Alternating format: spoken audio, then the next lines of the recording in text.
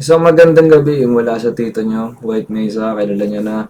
Um, actually, itong gagawin natin reaction video ngayon. Nakita ko lang siya kanina bago ako umuwi dito sa bahay. No? Nakita ko lang, ewan ko sa Instagram or sa Facebook siya nakita na naglabas si Flo G ng bagong kanta. So, ang title nito is Drift Star. Flo G. Actually, kaya rin ako talagang nung nakita ko to kanina, uwing-uwi ako. Kasi sabi ko, nung nakita ko siya, actually nakalimutan ko yung exact scene na nakita ko, pero base nga doon sa title niya, nagda-drive si Flo G. So, huwag na natin patagalin to. Drift Star ulit, Flo G. Nga pala, bago natin simulan tong kanta na to, naglabas din ako ng bagong kanta. Ito, check nyo. Arch nails, big lash, babae. Big kick, tight waist, babae. Got lips, real cash, babae. She bakes, no waste, babae. Bakit talaga? Tanong niya sa'kin, nasan ka, pick-upin na kita. Gusto niya sa'kin kasi nasi pinamorma pa. Masarap ipang drink ka daw sa tropa niya. Mga body makulit, baka pwede na pasilip niyan. Ba't di na nagpapilit, yeah. Tapos ka talaga kay auditan. I don't wanna sound malicious. Tangin na, she's so delicious. All this hindi pretentious. Hit the pussy very vicious.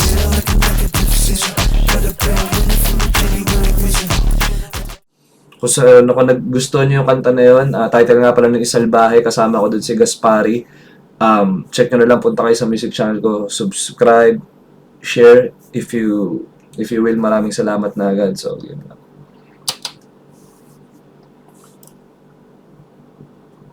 The activities shown in this video were performed by trained professionals in a controlled environment. Proper safety measures in place. Do not attempt to recreate or imitate any action shown.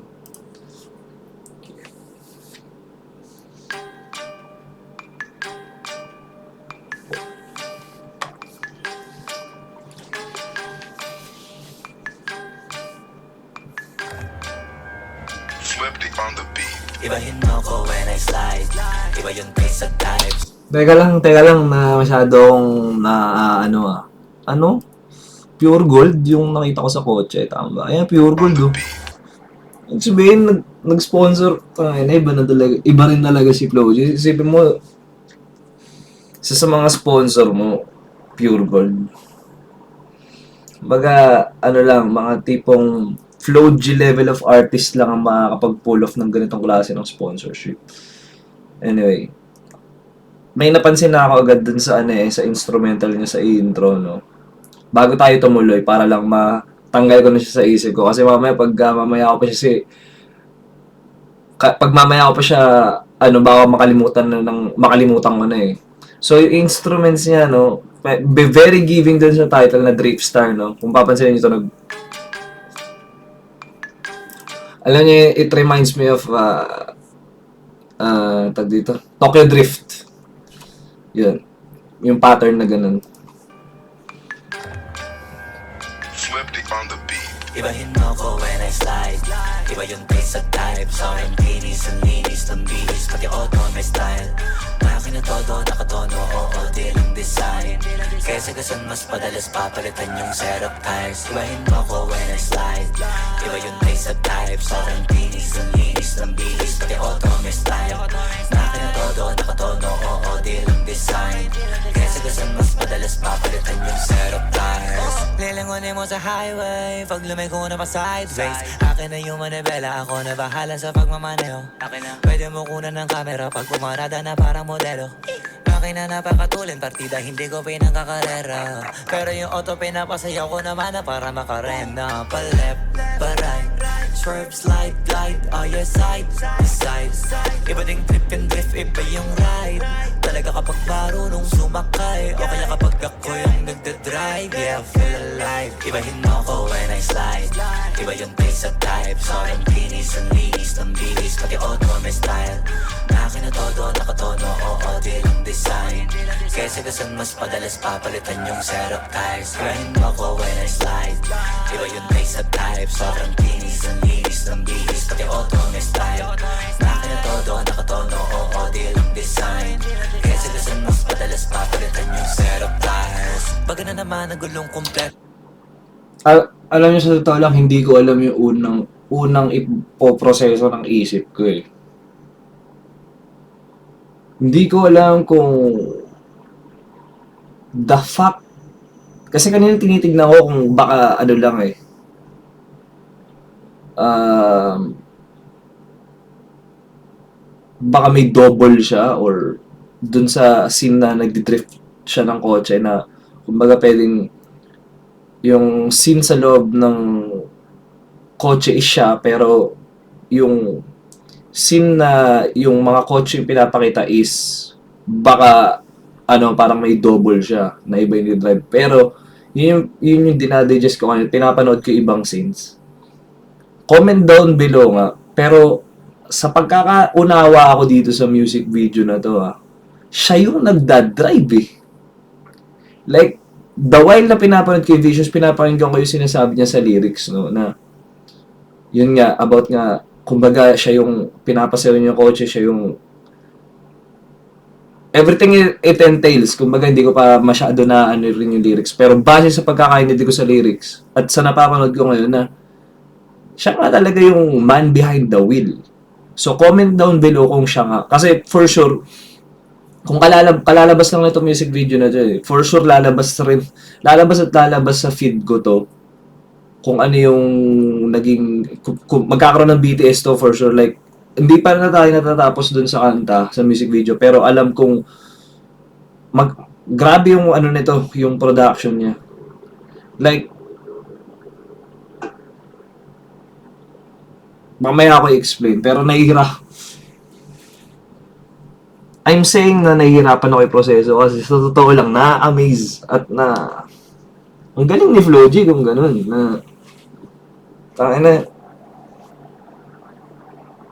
sobrang skillful niya na tao, na, alam mo yun, kahit sa labas ng music niya, ikaw makakapagmaneho ka ng ganun.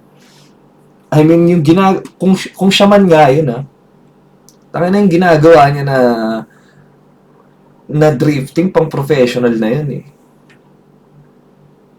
I mean pati yung circuit na yung route na ginawa niya kanina. Kaya balikan nga natin ulit. Na mahaba. Ito yun, tol. Isa to sa mga masasabi kong mahaba-habang reaction video to. Nga pala, ngayon pala sabihin ko na shoutouts kay Flip di talaga. Grabe yung honor rin. Kasi, sa totoo lang, feeling ko, mawawala yung mga ideas at mga gusto ko sabihin later on eh. Na ngayon pa lang, in general, no, kung hindi ko man siya ma-explain later on sa kanta, pero shoutouts din talaga kay Flip di, pati sa, right off the bat sa production ito, grabe to. Like, ito yung masasabi kong ang gastos nito. Yung masasabi ko, ang gastos nitong music video nito. Pero feeling ko sa umpisa pa lang, worth it to. Worth it tong ano na to.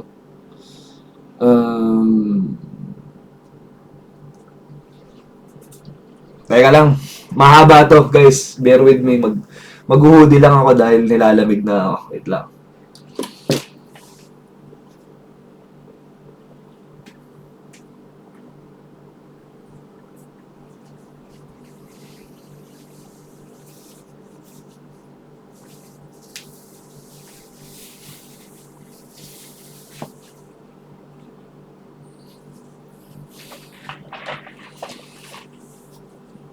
Ayoko naman patayin yung aircon ko, di ba?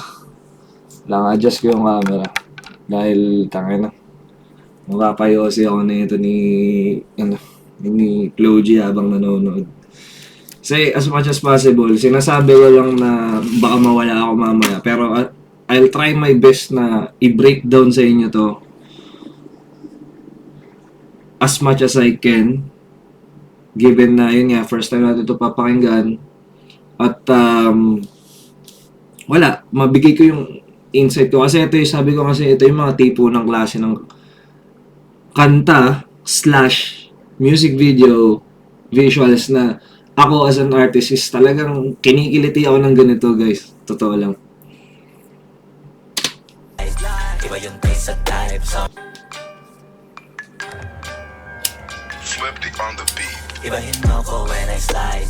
Iba yung taste at type, so I'm kinis and linis ng bilis, pati auto may style. Makin na todo, nakatono, oo, di lang design. Kaya Kesa gasan mas padalas papalitan yung setup tires. Ibahin mo ko when I slide. Iba yung taste at type. Sobrang tinis, ang linis ng bilis. Pati auto may style.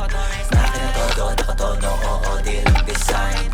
Kesa gasan mas padalas papalitan yung setup tires. Lilingunin mo sa highway, pag lumigo na pa sideways. Akin na yung manibela, ako na bahala sa pagmamaneho.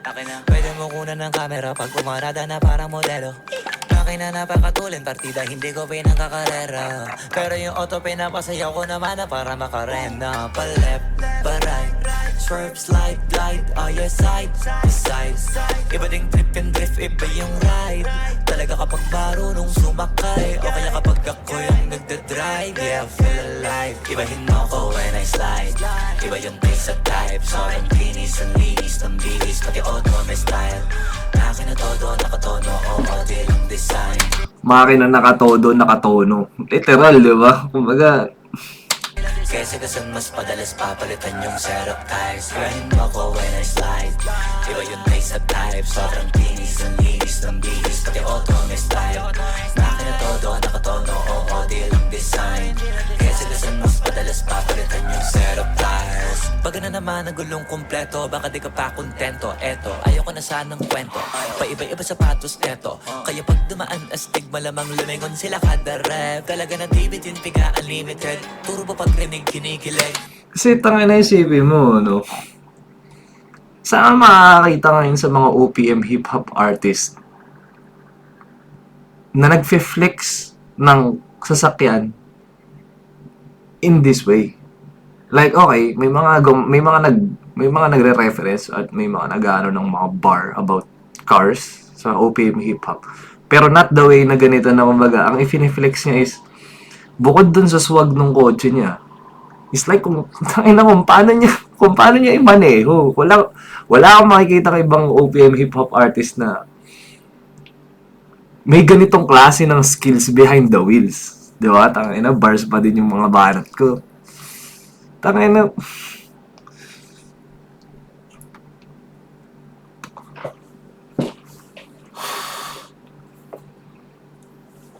Iba to, tangina. Mas nag-iba yung ano, sa totoo lang. Kung napanood yung mga dati ko reaction video kay Flo G, no? Kumbaga, as an artist, nandun na yung, kumbaga, nasa peak na yung level of respect ko para kay Flo G, no? Pero ito, it gives greater value sa artistry niya. At the same time, him as a person, no?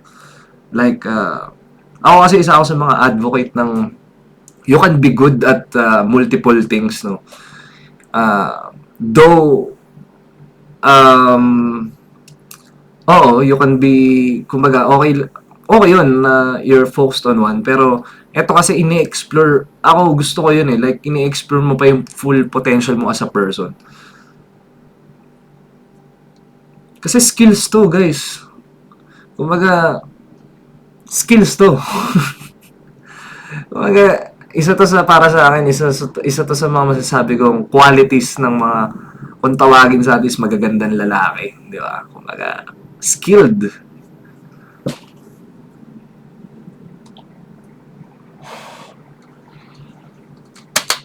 Automatic kada titingin, orthopedic kasi baliliin. Iba kasi pag magaling mag-alaga, hindi ka papayag na hindi magara. Pag nasa garahe, lalo sa kalsada, hindi ka ipapahiya. Iparada man na mag-drift, hanip ang grip, angle ang dip, grabe mag-flick. Di man nakalangan ng camera trick, transition clip. Kaya ibahin mo ko when I slide. Iba yung taste at type, sobrang linis, ang linis ng bilis. Pati Tangina, siya nga to. Kahit wag nyo na i-comment, tangina siya to. Siya yung nagmamaneho talaga ng kotse. Teka lang, ubusin ko na ito yung Yossi ko. Di ako makapag-focus. Pero napayosi mo ako, Flo. Archie. Grabe to. Kasi ako as an artist, no? Ay nakaka-inspire talaga.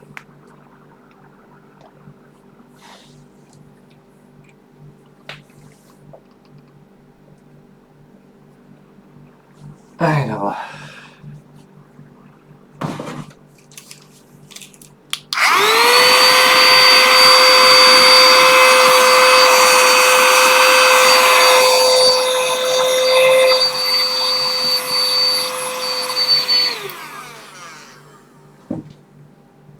kailangan ko pagpag ng kwarto at magtadtad ng air freshener dahil hindi ako nag-curiosity talaga sa kwarto, no? As much as possible. Pero hindi ko napigilan din talaga. Ay, saan na tayo? Diyos ko, halfway through ng music video na to. Siguro hindi na ako magtatakal masyado lang siguro sa music side, no? Kasi, kumbaga, sa rami ng music reactions na nagawa ko kay Flo G, siguro naman nabigay ko na yung bits and pieces of information na on my side na gusto ko sabihin sa inyo. Bang kung ano na lumabas, sige, ayoko na yung overthink. Kasi, as much as possible, gusto ko talagang himayin eh, pero Pati autonomous todo nakatono, oo, di lang design. Kesa kasi mas madalas papalitan yung setup tires. Ibahin mo ako when I slide. Iba yung taste of type. Sobrang bilis ng bilis. Pati autonomous style. Makina todo nakatono, oo, di lang design. Kesa kasi mas madalas papalitan yung setup tires.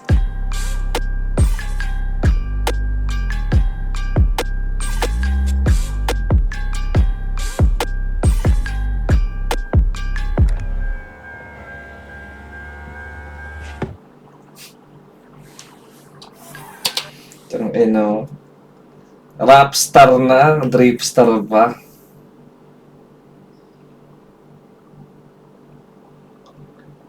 Kumbaga ngayon, si Flo G, para sa akin sa mga kasabay na nabanggit ko before ng mga S-tier na mga OPM hip-hop artists. Feeling ko right now, consistency-wise, parang feeling ko si Flo G nasa league of his own sa ngayon.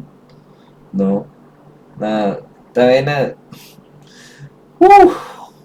Kumbaga, ano to ngayon? Kumbaga, parang, siguro pwede ko i-take to as para sa mga peers niya, no? As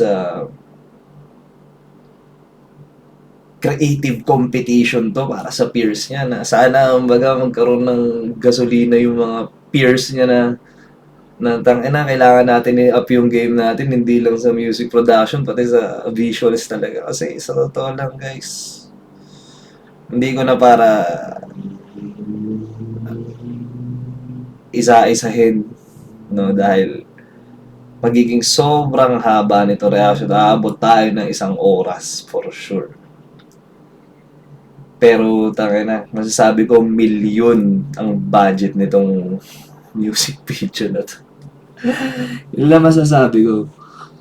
Baka nga sa talents pa lang eh na nandito sa music video na to milyon na eh. Wala pa yung production team eh. At tapos isipin nyo, isa rin si Flo G sa nag-direct na itong music video na to.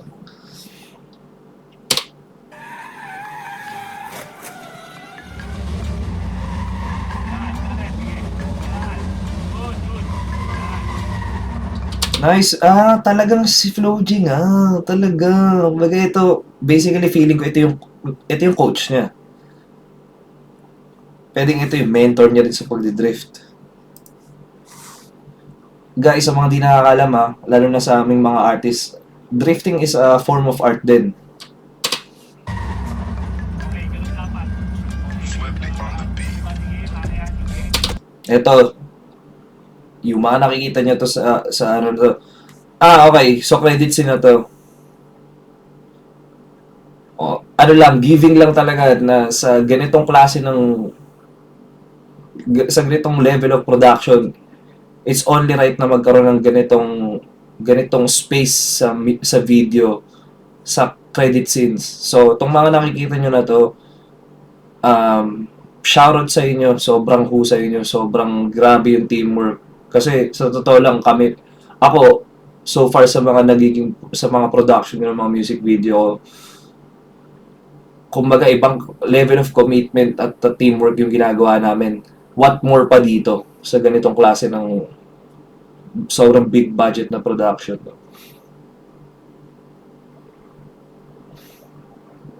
So kung may sa mga makakapanood man nito to, kung meron kayong mga needs na sa tingin nyo kailangan nyo sa content nyo ito, hanapin nyo itong mga tao na to. Gerol natin.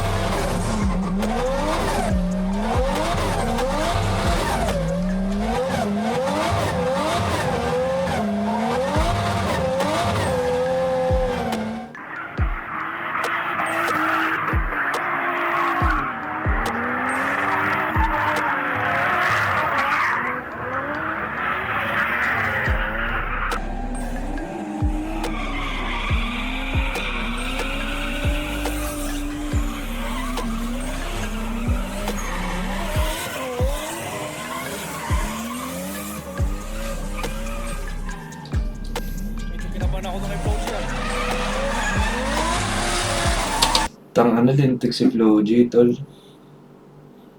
Kumbaga, mas nag-iba yung respeto ko dito sa tao na to. Wag na yung Flo G. Yung respeto ko dun sa Archie.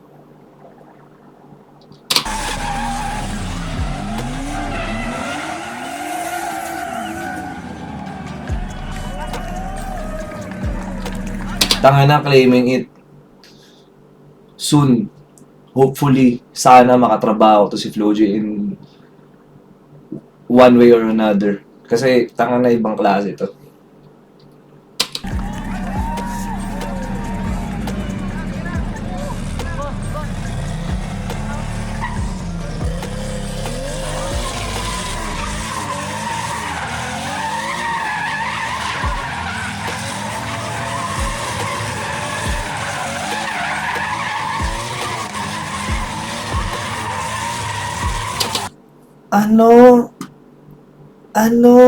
Pati si Flip D, nagdi-drifting din si Flip, ina niya. Grabe, sobrang solid ng team nila. Di ba kasi sinasabi mga multifaceted na tao?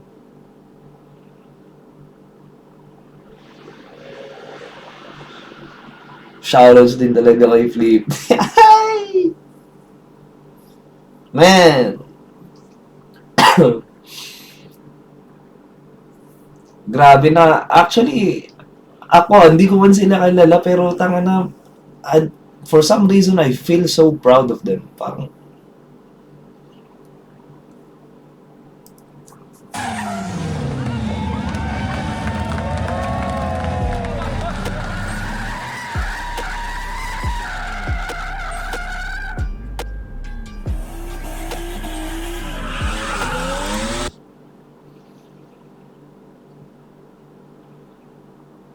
di ba? Isa rin ito masasabi ko. Sa mga makakapanood ito, no? You guys could be doing other things. Like, ito na, sige. Kasi sinasabi too much pressure. Pero hindi, minsan okay din yung pressure. Like, you could be doing other things. Lalo sa mga kabataan yun, mga nakikita ko usually is puro, alam niyo yun, yung mga lifestyle is, alam niyo yun, basta,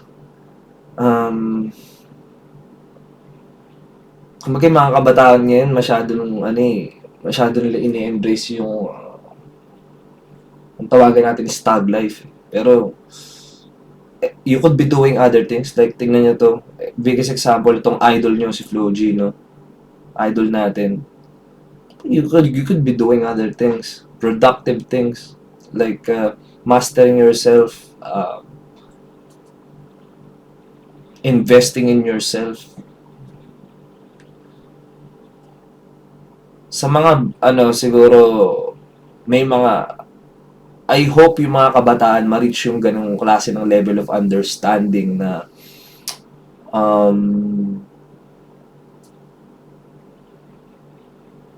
kung may paglalaan ng mga kayo ng oras, make sure na yung paglalaanan nyo ng oras is fruitful. Fruitful.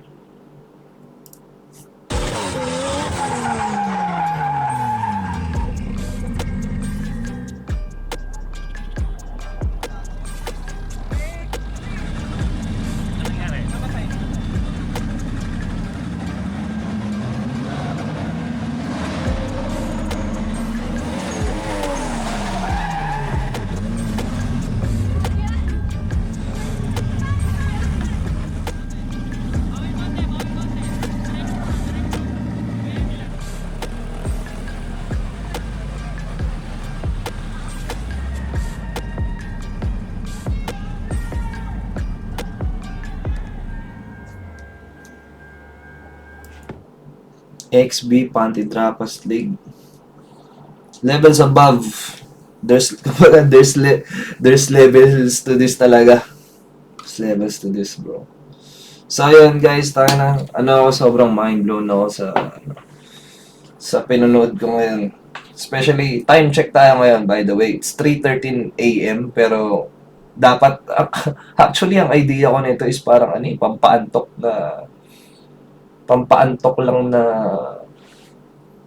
reaction video eh. Like, sabi ko nga, 3:13 a.m. na. Pero hindi, kumbaga, nabuhay yung brain cells ko eh. Yan, hindi naman sa one example lang sinasabi ko kanina, na you could be doing other things, na productive at the same time. Alam niyo yun, may nahihit kayo na goal or stride, or kung ano man gusto niyo itawag dun. Ako, hindi naman sa ako, sabi ko 3:13 a.m. kumbaga pampaantok. Ang ginagawa ko pampaantok pa rin is like something productive and creative at the same time, na alam niyo yun, pampaantok. Like you could be doing, hindi, minsan talaga kailangan ng tao ng pressure at motivation eh. Huwag na natin o sige, nagpapaantok ka, scroll ka ng scroll sa cellphone mo. Like I've said, you could be doing other things na pwede ka magpaantok in a way na productive ka pa rin habang nagpapaantok. Like what I'm doing right now. Parang ito rin itong mga tao na to, like, in their free time for sure, lalo na yung ganung level of skill na, actually, di ko alam na ngayon ko nalalaman na drifter si Flo G, na for sure, ginugol niya, as much as ginugol niya yung oras niya sa music niya, ganun din yung klase ng effort na para ma-achieve niya yung ganitong klase ng skill sa drifting. Sabihin, naglagay siya ng effort at time para ma-build niya yung ganitong klase ng skill. No? So yun, you could be doing other things. Sinasabi ko to especially sa mga kabataan ngayon. No?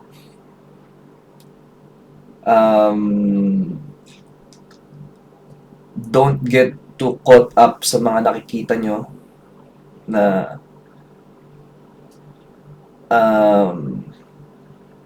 know your idols. Yun naman sasabi ko.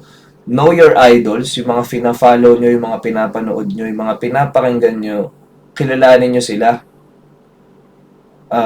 Kasi, minsan, lalo na pag mga kabataan, syempre, kung ngayon nakikita lang cool yun yung gagayahin, pero siguro sa era ngayon, ewan ko, wala din sa era yun, kasi ako nung era ko, hindi rin talaga ako, like lumaki ako sa part na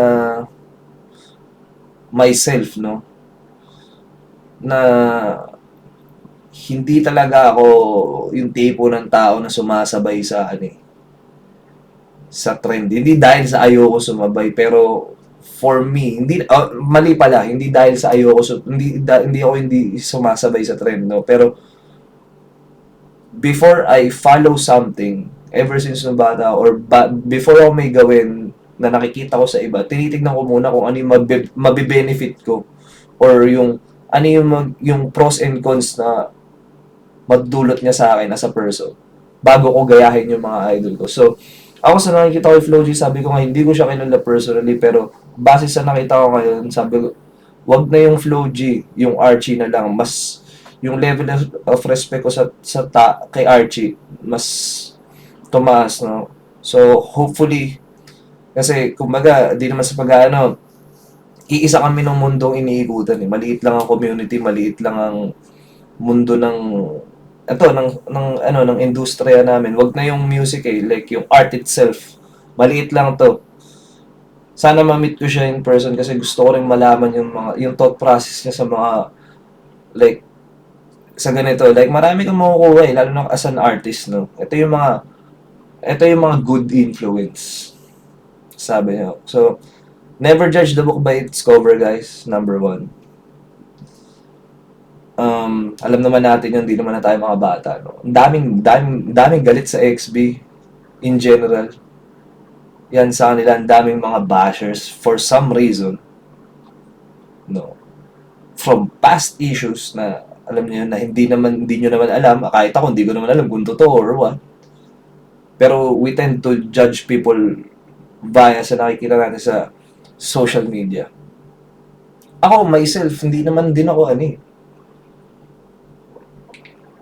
hindi ako babad actually sa social media. Ginagamit ko yung social media to promote my craft, my art. Pero ako, kung tatanungin niyo ako, like kung halimbawa, usually my pastime is nag-i-scroll ako ng phone. Hindi. Ito nga, sabi ko, ito yung like, ito yung pastime ko. Kumbaga mag-scroll man ako social media just to keep me updated with some things na in tune sa ginagawa ko. Pero not to the point na nauubos yung oras ko dahil yun yung ginagawa ko ng hobby, yun yung ginagawa ko pastime. Sabi ko nga, sa age na to, sa era na to, you could be doing other things.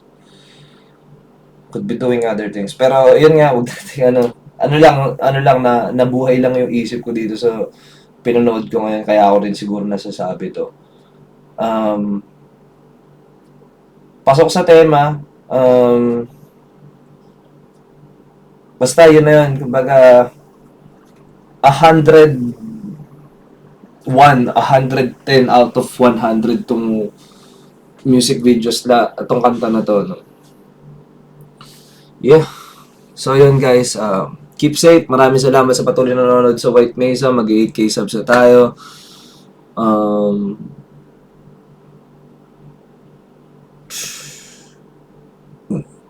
Sana na bigla akong na speechless. Don't know what to say actually. Plug ko na lang. Yung kanina yung nasa intro, title nun is Salbahe. Kasama ko ulit dun si Gaspari. Punta lang kayo sa music channel ko. If nagustuhan nyo, subscribe. Share. Yun, i-shoot namin ni Yano yun. Ni Gaspari yung kanta rin na yun. So, abangan nyo yung music video nun. I'll try my best to put up something like quality good.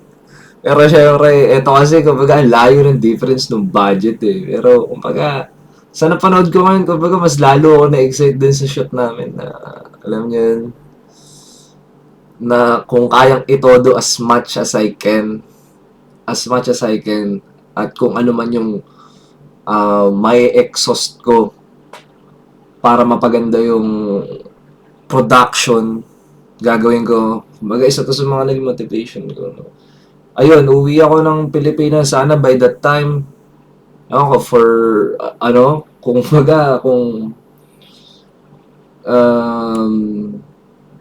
kung iaadya ng Diyos, uwi ako ngayong June. First week ng June uwi ako.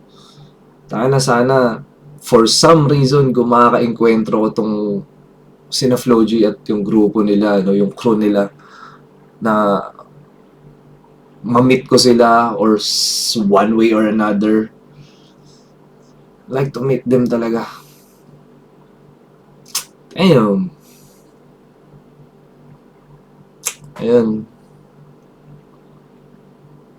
God bless sa inyo sa mga bumuo nitong music video na to. Tol, Archie, saludo ako sa'yo. If mapapanood mo man to, hindi ko na para sabihin na keep doing your thing kasi alam mo na yun eh. Kumbaga, ito nga eh, yung constantly evolving ka eh. Magaan na lang siguro, masasabi ko na lang, take care of your health. Yun, kasi syempre mas maraming ganito kung maayos ang kalusugan natin, no? Balanse lang.